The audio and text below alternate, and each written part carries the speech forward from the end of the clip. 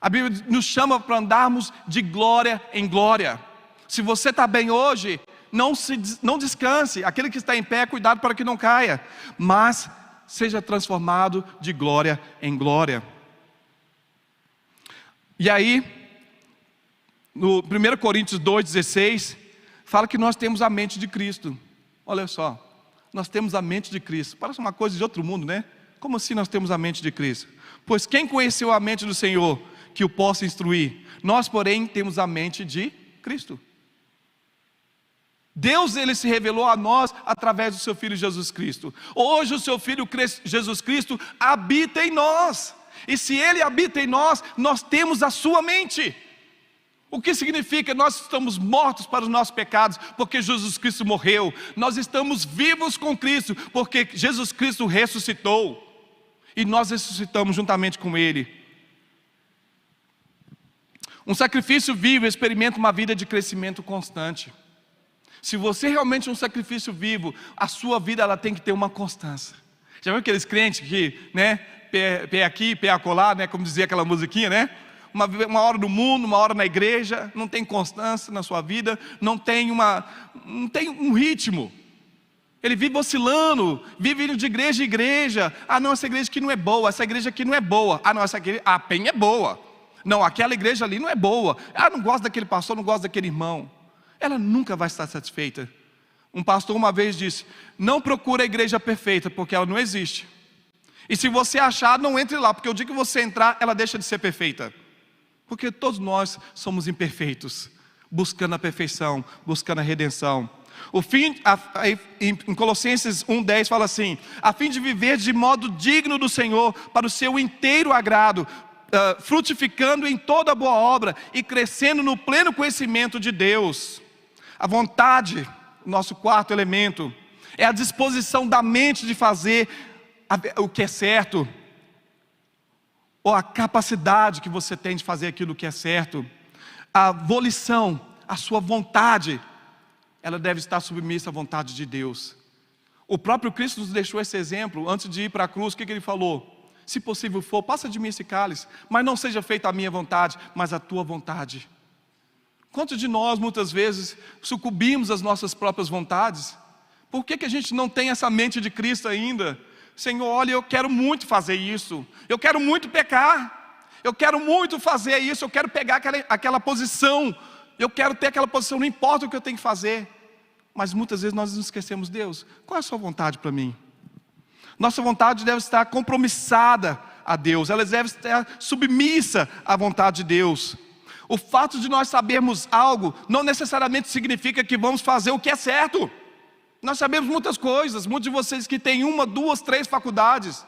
O fato de você saber muitas coisas não quer dizer nada diante de Deus se você não faz aquilo que é certo. E você só vai fazer aquilo que é certo quando você está conectado diretamente com o coração do Pai. Nosso corpo mortal sempre estará em luta contra a vontade espiritual. Meu espírito quer, mas a minha carne não quer. Essa é a luta constante que nós temos, né?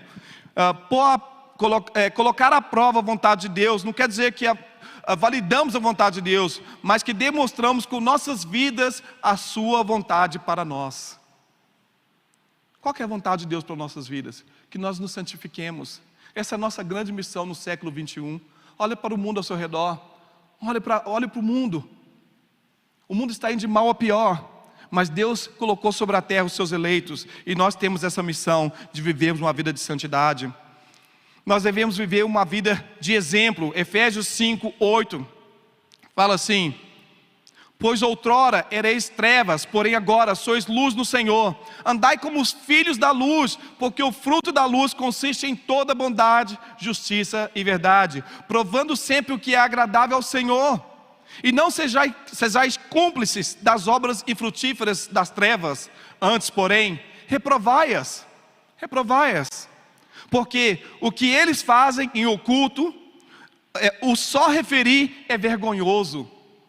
O que eles fazem em oculto, ou só o referir é vergonhoso. Mas todas essas coisas, quando reprovadas pela luz, se tornam manifestas, porque tudo que se manifesta é luz. Pelo que diz: desperta, ó tu que dormes, levanta-te entre os mortos, e Cristo te iluminará. Desperta, ó tu que dormes. Se você tem vivido uma vida de dormência, se você tem vivido uma vida de inércia, esse é o momento de você se mover. Você que está nos escutando pela internet, talvez você tenha vivido uma vida de desesperança, talvez você perdeu o rumo, talvez você estava na igreja sendo frutífero, andando nos caminhos do Senhor, mas você deixou o morto se levantar, e esse morto te venceu, e você não conseguiu chegar ao seu destino. Mas Deus, Ele mandou seu Filho Jesus Cristo, e Ele pode te reviver, Ele pode te dar uma nova esperança, Ele pode iluminar a sua luz no seu coração, as trevas vão ser dissipadas, e você vai despertar para um novo amanhecer, porque Deus é quem faz todas essas coisas. Quando temos gratidão pelas misericórdias de Deus sobre nossas vidas, nós vamos entregar a nossa alma, nós vamos entregar o nosso corpo, a nossa mente e a nossa vontade ao senhorio de Cristo. Amém? Esse é o nosso desafio no século 21. É você olhar para o mundo de trevas e você dizer: eu sou luz. Em mim reina a luz de Cristo. As trevas já não têm mais poder sobre mim. O pecado já não tem mais poder sobre mim. Satanás, ele está a todo momento querendo te acusar, querendo te colocar para baixo. Mas você tem que olhar para cima. Ergo meus olhos para os montes, de onde me virá o socorro. O meu socorro vem do Senhor. Talvez você está buscando a solução para os seus problemas na sua própria capacitação, no seu intelecto, no seu racional. Mas o seu intelecto e o seu racional não está submisso à vontade de Deus. E você vai sucumbir. O seu barco vai afundar. Mas quando Cristo está contigo no barco, pode vir a tempestade que vier, você estará firme, e você será um exemplo de santidade para essa geração pecadora. Vamos orar? Senhor Jesus, nós te agradecemos pela tua palavra, que transforma os nossos corações de pedra, o Senhor troca por um coração de carne. O Senhor nos transporta das trevas para a sua maravilhosa luz. Senhor, se nós temos, ó Deus, entregado os nossos corpos, ó Deus, para os nossos próprios anseios, para os nossos pecados, para as nossas vontades, ó Deus, nos ensina, nos ajuda, Senhor, a oferecermos o nosso corpo como sacrifício vivo, santo e agradável ao Senhor, que é o nosso culto racional. Ó Deus, nos ajuda, porque nós sozinhos nós não podemos.